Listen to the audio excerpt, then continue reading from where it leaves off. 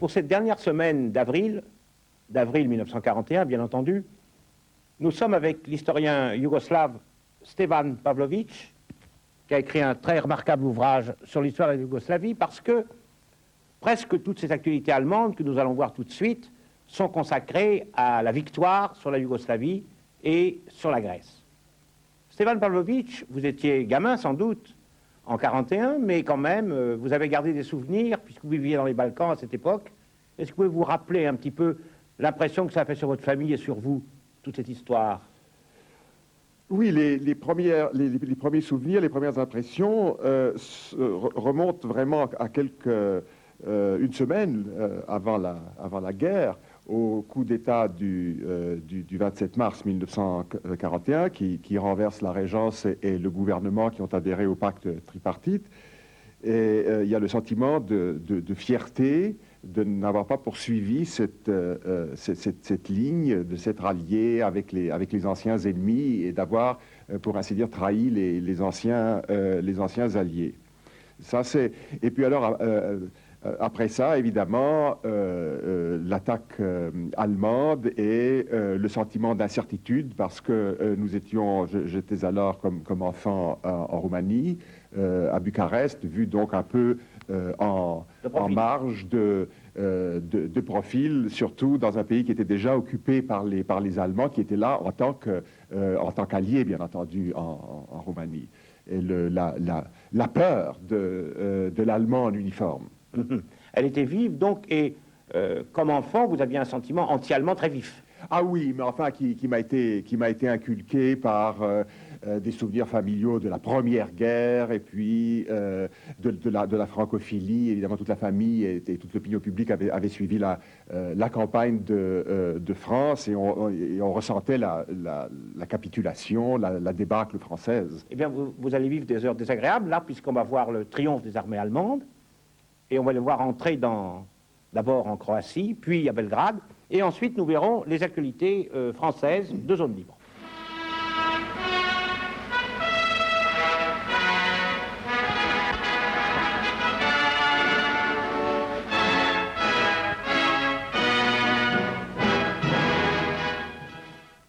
Der Führer verlebte seinen 52. Geburtstag in seinem Hauptquartier an der Südostfront. Generalfeldmarschall Keitel überbringt die Glückwünsche des Führerhauptquartiers.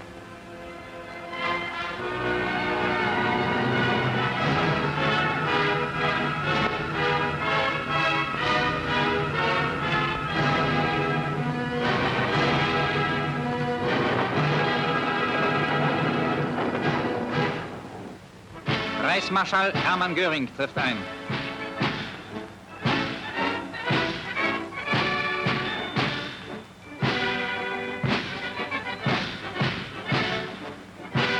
Der Reichsmarschall überbringt dem Führer die Glückwünsche der Wehrmacht.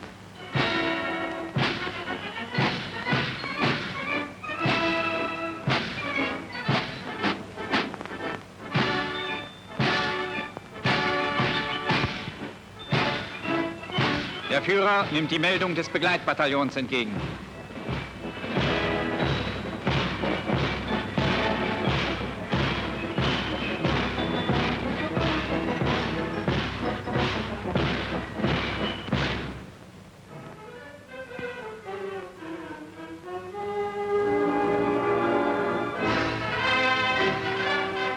Der Reichsmarschall spricht. Er beendete seine Ansprache mit dem Gelöbnis der Front, den Feind zu schlagen, wo immer man ihn treffe.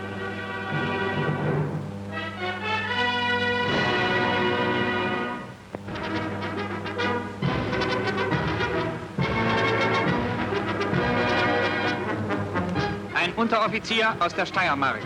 Er gehört zu den Gebirgsjägern, die mit dem Fallschirm bei Narvik absprangen. In den anschließenden Kämpfen wurde er schwer verwundet.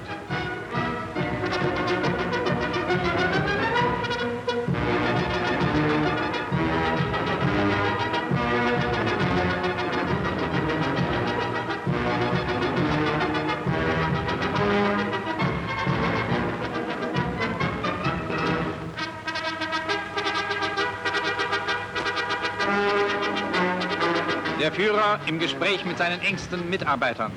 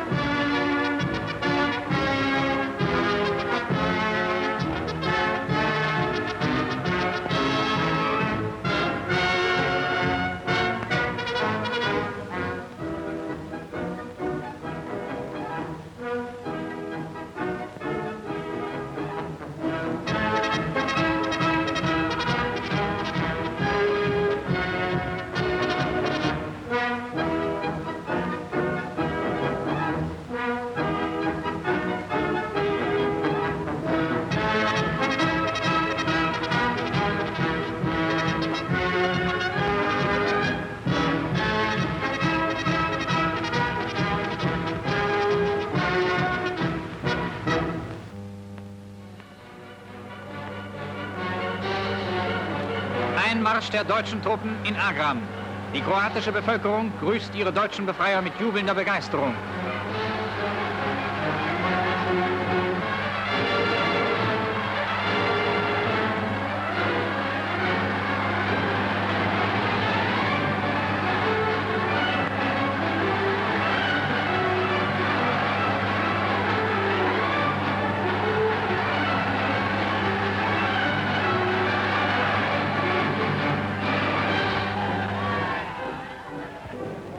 Herunter mit dem serbischen Adler.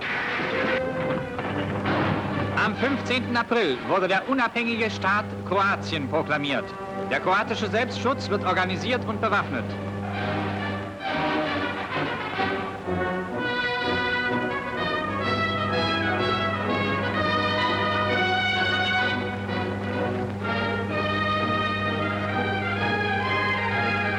General Quaternik, der von dem kroatischen Staatschef Dr. Pavelic mit der Führung der kroatischen Wehrmacht beauftragt wurde.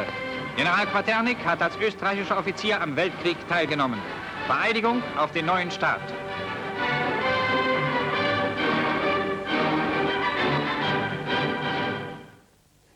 Alors, nous sommes là au 10 avril 1941. Les Allemands sont entrés à Zagreb. Tout le front nord a croulé. Et on voit que les Allemands sont accueillis par la population de la ville principale de Croatie, Zagreb, Agram en allemand, par une foule assez enthousiaste. Que les Allemands sont même pris de surprise. Alors ce qui se passe, c'est que, évidemment, à la veille de la guerre, l'opinion publique urbaine en Croatie est déjà assez tournée contre la Yougoslavie, déçue, surtout déçue par le coup d'État du 27 mars 1941, qui renverse le gouvernement qui a signé l'accord avec les puissances de l'Axe, donc qui met leur partie du pays en danger. C'est eux, évidemment, qui vont être les premiers envahis par les forces de l'Axe. La propagande allemande, en plus, a monté en épingle les différends, les tensions entre Serbes et Croates, et pour faciliter le jeu, on souligne que l'on se bat contre les Serbes, qui sont les gâcheurs du jeu en 1941 comme ils étaient en 1914, et qu'on ne fait pas du tout la guerre contre les Croates, qu'on voudrait récupérer pour leur donner une indépendance sous la protection de l'Axe. Et alors, évidemment, les séparatistes fascistes croates, le mouvement Ustaša, le gros de leurs militants, étaient en exil en Italie avec leur chef, Ante Pavelic, que les Allemands tiennent en réserve comme une arme secrète contre la Yougoslavie. Les Allemands les devancent, et avant que les Italiens puissent expédier Pavelic et ses militants, dès que les Allemands entrent à Zagreb, il y a ce vieux colonel de l'armée austro-hongroise, qui n'est pas général comme on le présente, qui était un colonel de l'armée austro-hongroise, croate, qui était un fidèle des Habsbourg et qui n'a pas voulu faire partie de la nouvelle armée yougoslave, et qui ensuite s'est affilié au mouvement Ustaša. Lui, tout de suite, le premier jour, proclame l'indépendance de la Croatie, proclame l'État indépendant de Croatie au nom de Pavelic, le chef du mouvement Ustaša. Autrement dit, d'une certaine façon, les Allemands ont soufflé aux Italiens le moment où on allait proclamer cette indépendance de la Croatie vis-à-vis de la Yougoslavie. Oui, c'est ça. Et comment les Italiens ont réagi? Eh bien, les Italiens sont pris de court, sont très préoccupés, et alors immédiatement, les Ustaša des Italiens sont envoyés, mais avant que Pavelic ne puisse venir à Zagreb prendre ses fonctions de Führer, de Duce, de la Croatie indépendante, il y a tout un tas de négociations entre les Italiens et les Allemands, qui vont finalement aboutir aux accords entre la Croatie, soi-disant indépendante, et l'Italie, parce qu'il était convenu déjà avant entre Hitler et Mussolini que la Croatie indépendante, si elle devait avoir lieu, serait dans la zone d'influence italienne. Et alors cette Croatie indépendante sera constamment en état de tension entre l'Allemagne et l'Italie. On parlera de ça tout à l'heure, parce qu'en France, on sait bien que beaucoup plus tard, dans un an ou deux, un des chefs de l'indépendance, enfin de la lutte contre les occupants, c'est un Croate. Il va falloir expliquer un peu comment ce peuple croate, urbain, si enthousiaste vis-à-vis des Allemands, va ensuite être, peut-être lui, peut-être pas lui, à la pointe de la résistance. Schnelle Truppen der Panzergruppe Generaloberst von Kleist stoßen von Bulgarien aus über Nisch nach Belgrad vor.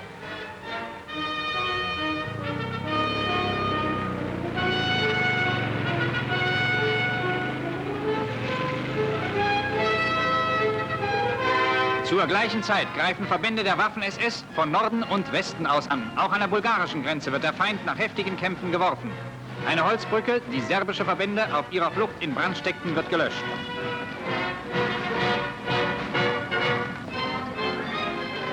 Immer wieder begegnen uns Trupps serbischer Gefangener, die in ihren Gebirgsbunkern und Felsenstellungen erbitterten Widerstand leisteten. In einem Panzerspähwagen vorwärts. Spitze, Halt! MG-Nester sperren den Weg. Sie werden niedergekämpft.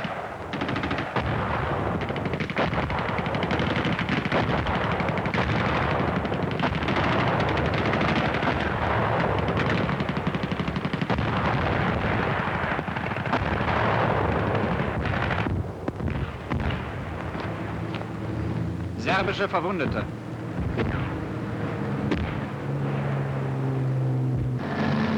Die Bunkerbesatzungen haben sich nach kurzem Artilleriefeuer ergeben. Neuer, starker Widerstand. Bunker um Bunker wird niedergekämpft.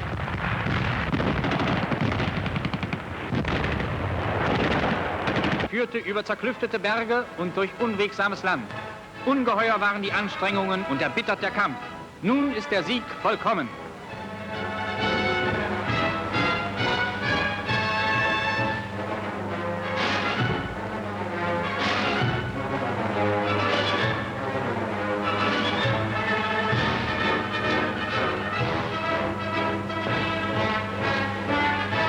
Sie haben Tage schweren Kampfes und mühevollen Vormarsches hinter sich.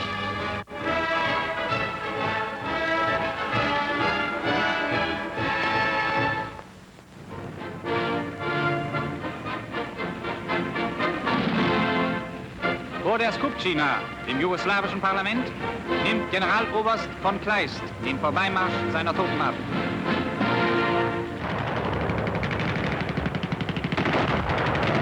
Stoßtrupps zum Angriff bereit.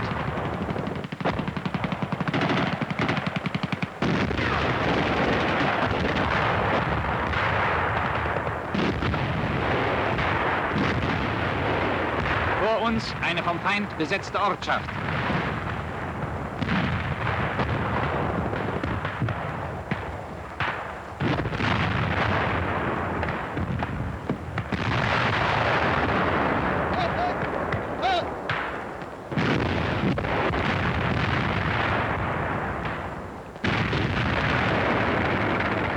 Panzerkampfwagen nach vorn. Artillerie unterstützt den Einsatz der Panzerkampfwagen. Die Ortschaft wird genommen.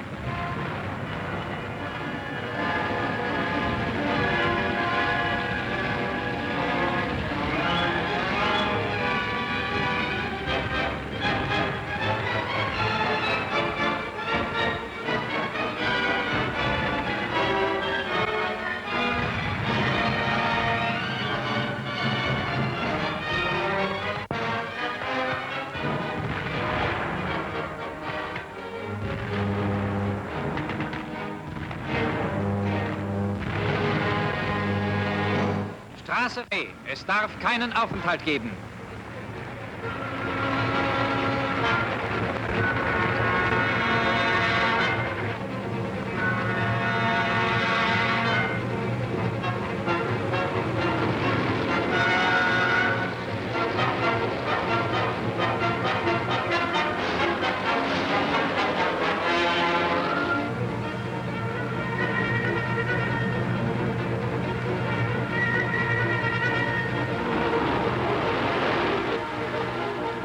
Das sind serbische Landstraßen, überall tiefer Morast.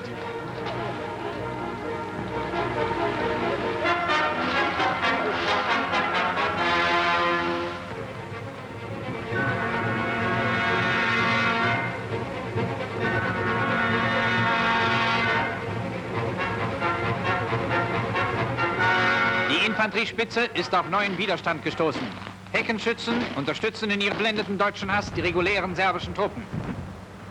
Straße um Straße muss im Kampf genommen werden.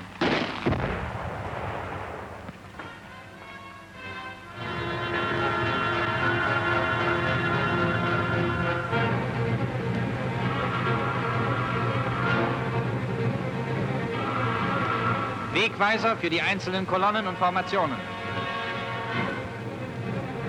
Zivilisten werden auf Waffen untersucht. Einer, der völlig unschuldig tut, er will von dem bei ihm gefundenen Revolver nichts gewusst haben.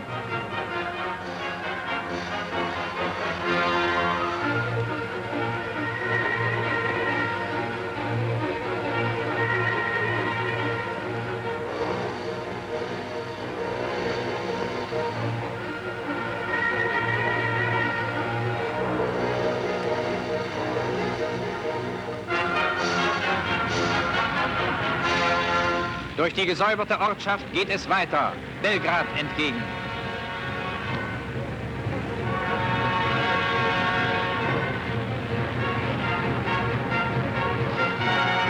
Immer wieder sperren serbische Abteilungen den Weg. Jeder Kilometer Boden muss erkämpft werden.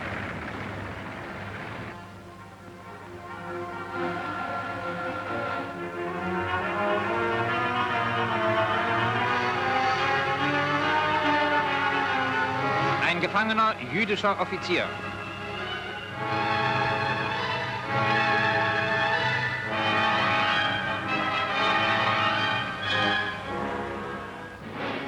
Ebenso groß ist die Leistung der Gradschützen.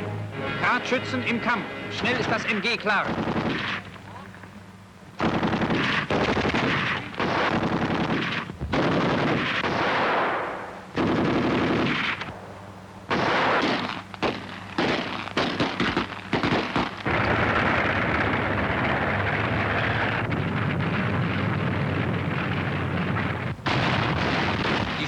Der Panzerkampfwagen muss immer wieder halten und örtliche Widerstände brechen.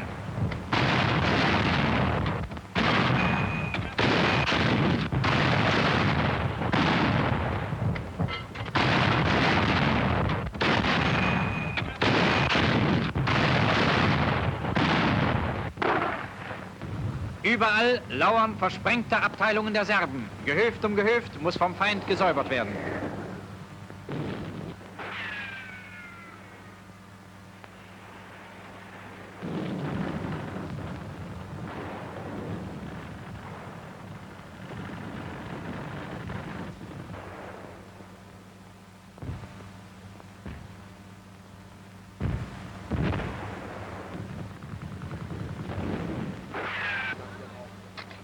Unsere Soldaten wissen, mit den Heckenschützen sehr schnell fertig zu werden.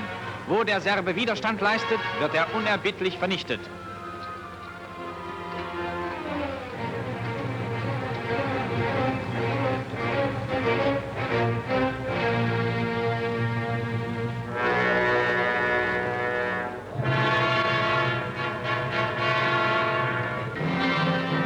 Unter Mais versteckt findet man Packmunition.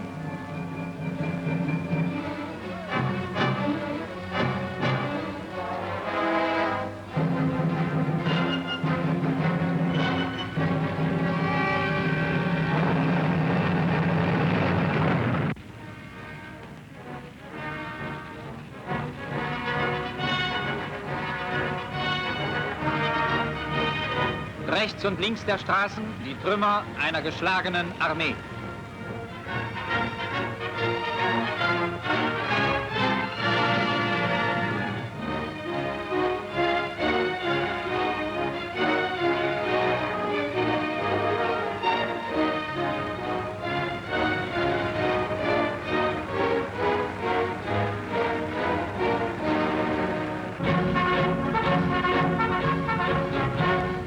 Belgrad, die serbische Hauptflug über die zerstörten Donaubrücken.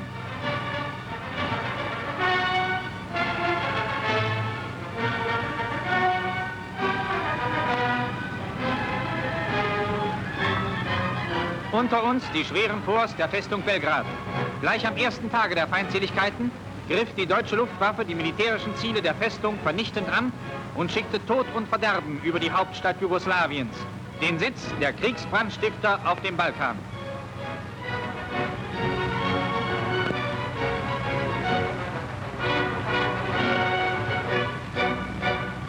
Kasernen, Speicher und Lagerhäuser. Das serbische Generalstabsgebäude.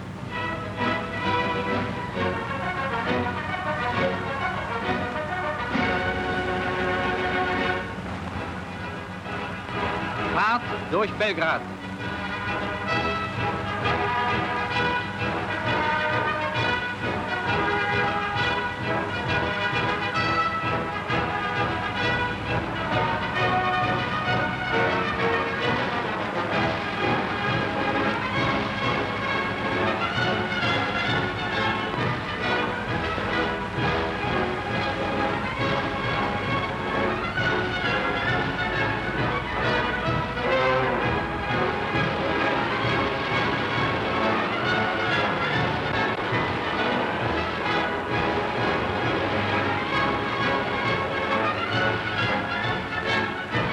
Die Spitze hält eine jener sogenannten Gespensterdivisionen, die diesen Beinamen während der siegreichen Schlacht im Westen von den Engländern und Franzosen erhielten.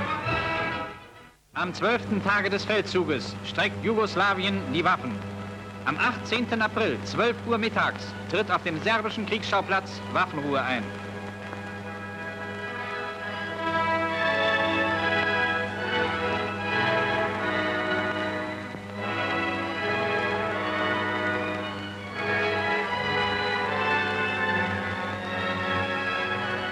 Generaloberst Freiherr von Weix, der die Kapitulationsverhandlungen führte.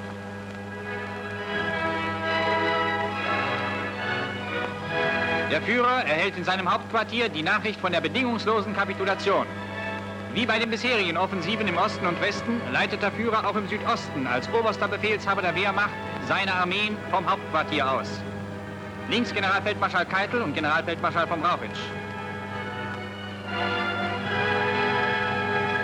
Der Reichsmarschall trifft zur Lagebesprechung ein.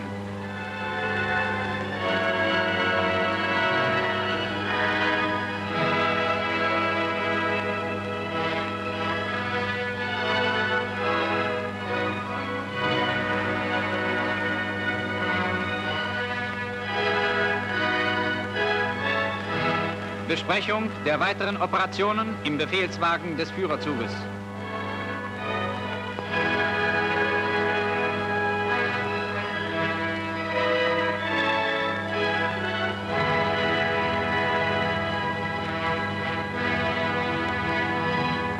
Vom Führerzug gehen die Befehle unmittelbar zu den Oberkommandos.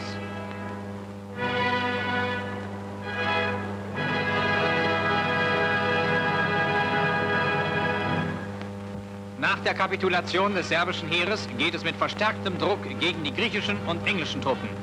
Flug über feindliches Gelände.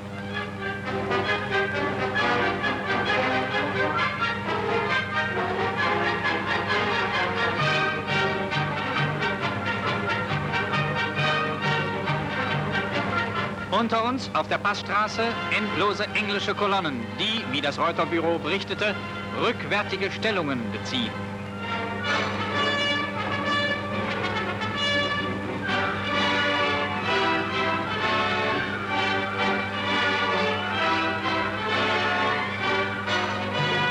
Zerstörte Passübergänge werden von unseren Truppen schnell wieder instand gesetzt.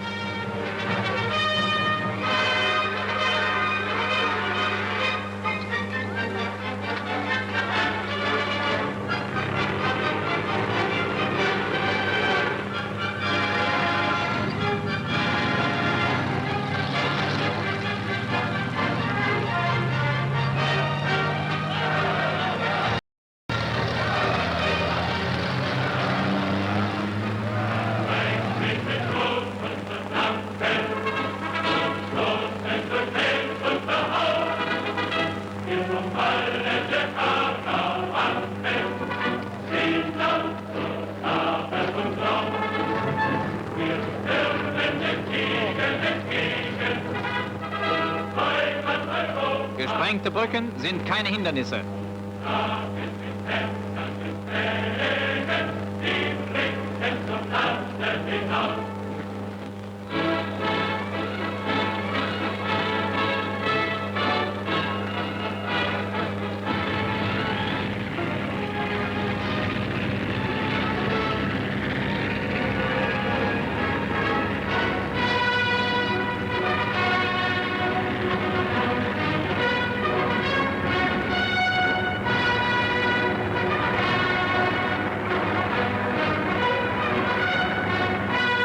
Griechische Soldaten ergeben sich.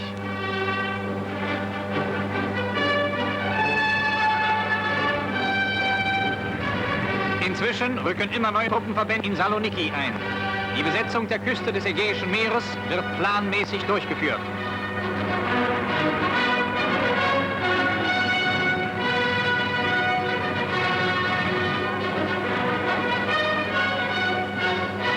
Der Bürgermeister von Saloniki.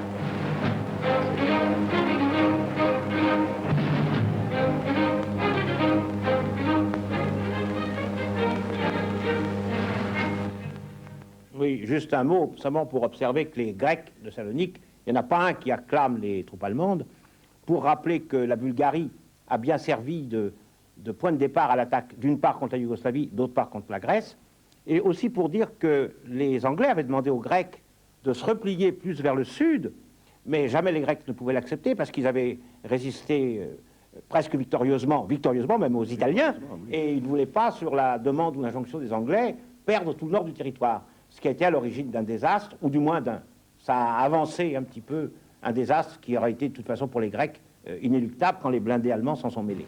Die typischen Zeugen englischen Rückzuges. Auch hier, auf dem Wege zum Olymp, verwüsteten die Engländer, wie in Norwegen und im Westen, im Rücken der griechischen Front das Land, um den deutschen Vormarsch aufzuhalten.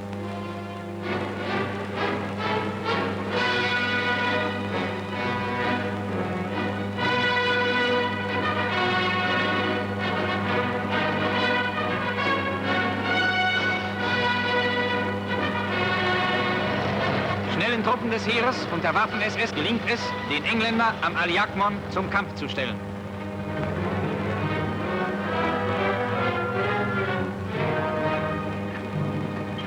Feuer mit schweren Feldhaubitzen auf die schwer befestigten griechischen Stellungen am Olymp.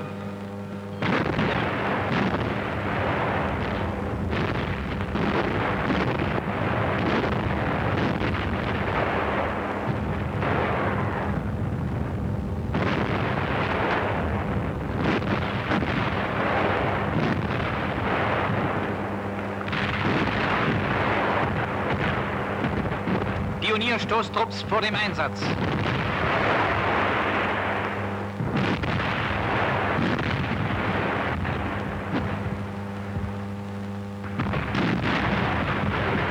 Da, Kampf um die Bunker. Die Pioniere sind heran.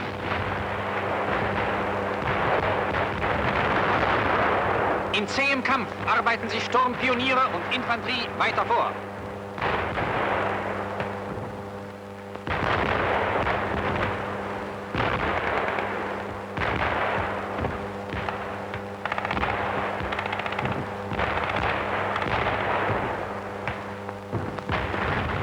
Wo der Feind nicht weichen will, greift wieder Artillerie ein.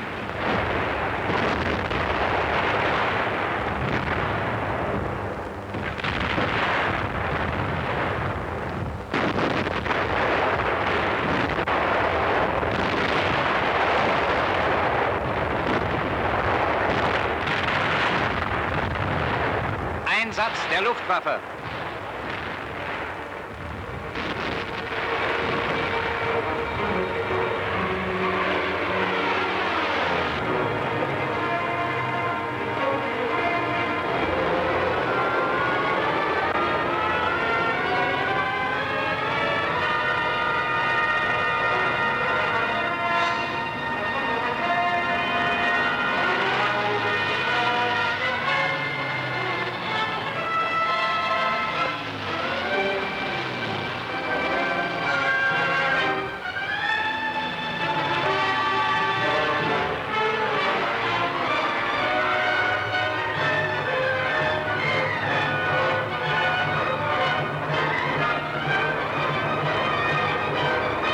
Unten im Tal ist die Hölle los.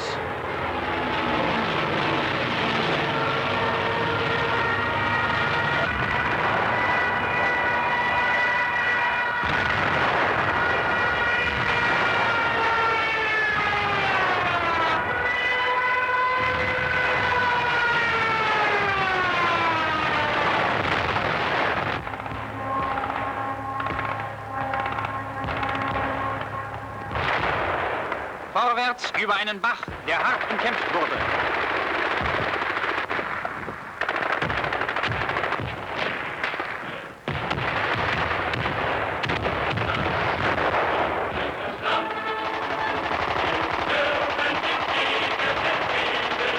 Das Ufer ist genommen. Griechen und Engländer werden in die Flucht geschlagen. Artillerie und Panzer jagen den Feind weiter nach Süden.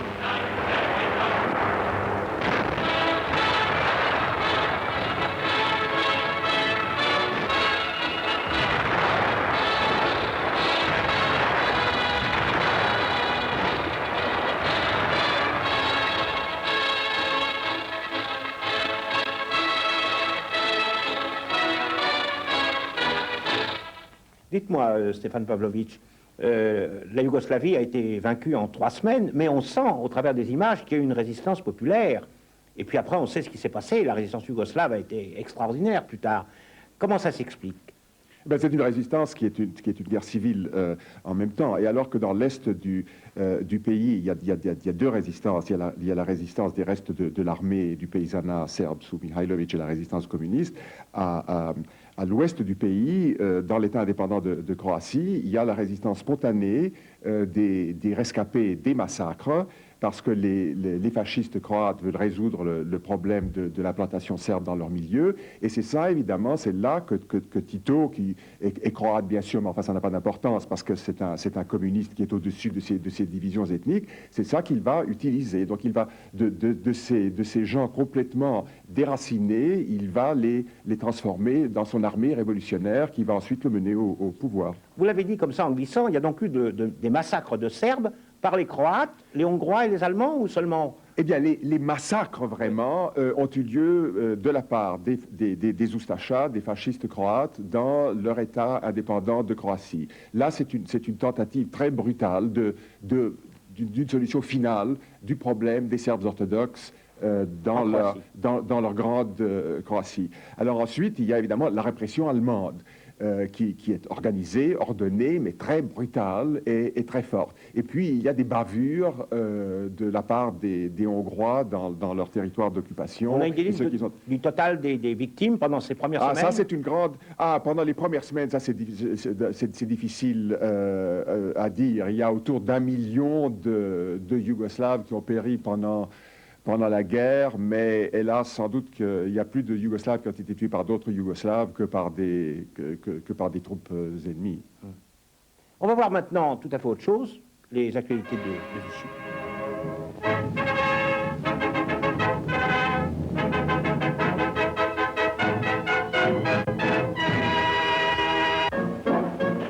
Regard sur l'Empire. À Rabat, le général Noguès, résident général, en compagnie de Sikadour Ben Gabrit et de Sima Meri, assiste aux côtés du sultan aux fêtes du Mouloud. Ainsi, le Maroc affirme sa fidélité aux traditions ancestrales qui ont formé son âme nationale. Dans son carrosse de gala, Sa Majesté Sidi Mohamed gagne la mosquée au milieu de la parade traditionnelle pour présider cette fête qui est l'un des sommets de l'année religieuse marocaine. C'est à cheval que le sultan accomplit le chemin du retour. Au milieu d'une foule enthousiaste, Sa Majesté, par les rues de la ville indigène, regagne le palais.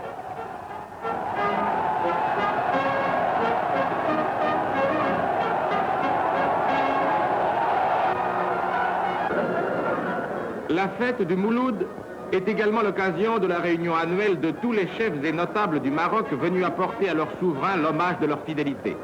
Témoignage éclatant du loyalisme d'une nation qui a choisi, en s'agrégeant à la France, la route de ses destinées.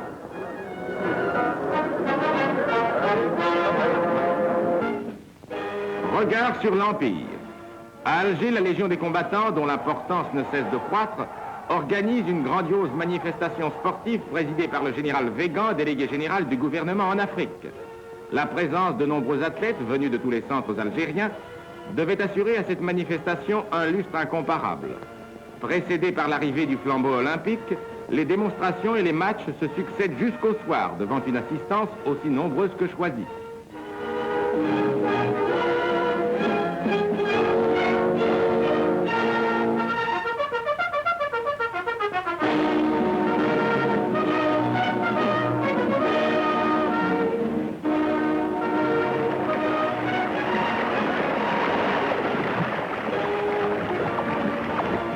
En couronnant les vainqueurs de ces tournois pacifiques, le général Weygand réaffirme une fois encore cette communion d'esprit et d'âme qui, sous le signe de la Légion, unit davantage chaque jour l'Algérie à la France. Regard sur l'Empire. Le sport français rend visite à l'Afrique du Nord. 100 athlètes, sélectionnés parmi ceux qui s'entraînent à l'École nationale des super moniteurs d'Antibes, ont quitté Marseille pour une tournée en Algérie, en Tunisie, au Maroc. À bord du navire qui les emmène vers Oran, l'entraînement n'est nullement négligé et l'on assiste à ces scènes étonnantes du stade transporté sur un pont.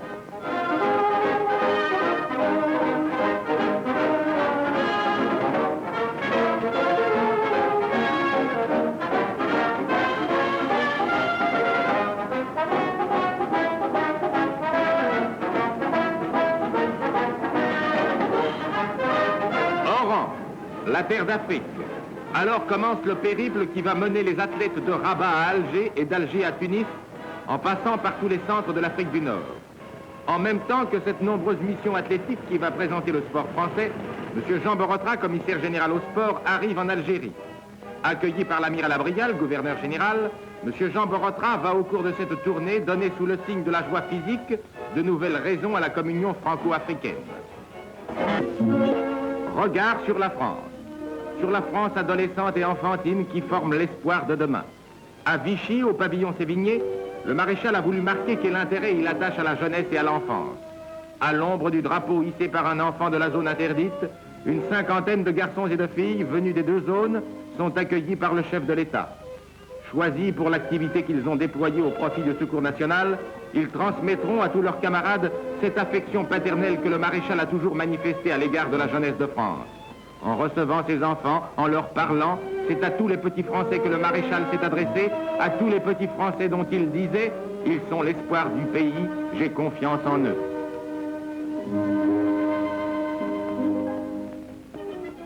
À la même heure et pour la même raison se déroule à Alger une rencontre semblable. Le général Weygand accueille 24 petits Français et musulmans venus des 3 départements d'Algérie. Comme à Vichy, un goûter est offert à ses enfants. Geste simple et significatif qui ira au cœur de toute la jeunesse de la métropole et de l'Empire.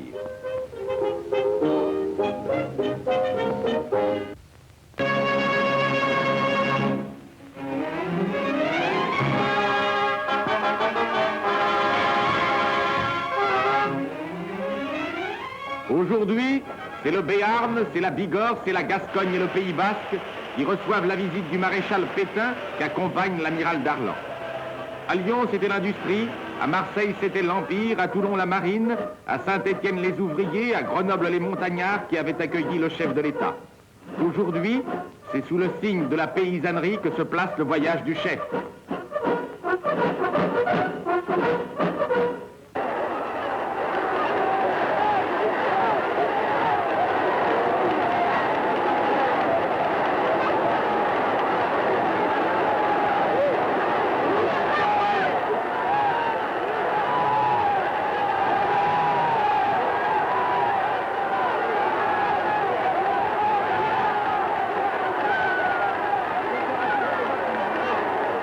Dans Pau, en fait, dans Pau où, venus de tous les centres avoisinants, les Béarnais se pressent, le maréchal accompagné de l'amiral Darlan, du secrétaire d'État à l'agriculture, M. Casio, du secrétaire général à l'intérieur, M. Chavin, et du secrétaire général adjoint à l'information, M. Paul Marion, gagne le célèbre château où naquit Henri IV, le roi qui mettait au premier plan de ses préoccupations la prospérité de la paysannerie.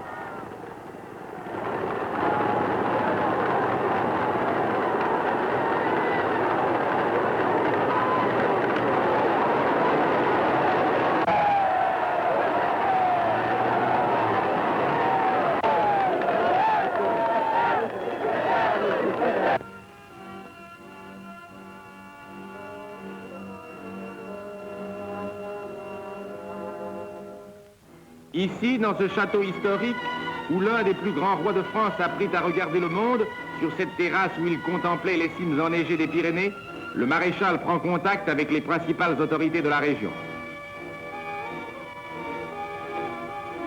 Maintenant, après avoir connu les chefs de ce peuple travailleur, patient, obstiné, il va prendre contact avec la foule.